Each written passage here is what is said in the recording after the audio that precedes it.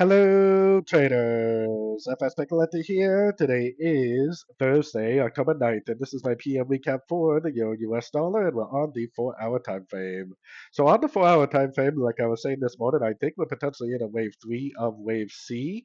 I'm pretty confident that this is going to be an expanding, which would put us all the way down here to the 161.8, but it could possibly be a running, meaning that it would make a higher low, maybe turning at the 100.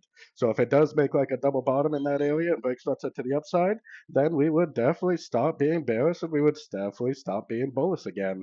But I think it's more likely just going to continue to make lower lows, lower highs, probably going down to at least the 161% and maybe even beyond before we actually end up continuing the higher time frame uptrend.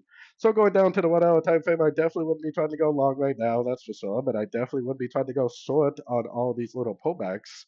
And I definitely wouldn't really want to go short now. This looks like a potential five-way pattern right here. So if it does go down and make a little bit of a break or structure up, the first thing I would do is throw my Fibonacci retracement on here. Then I would look for a three-way pullback. Then I would look for a Fibonacci bounce, and then I would look for more entries to go short. So definitely very bearish. It doesn't even have to make that big of a pullback. It could potentially just keep on trending down. So anyways, don't forget to check out my website linked over here in the corner. And as always, thank you for watching and happy trading.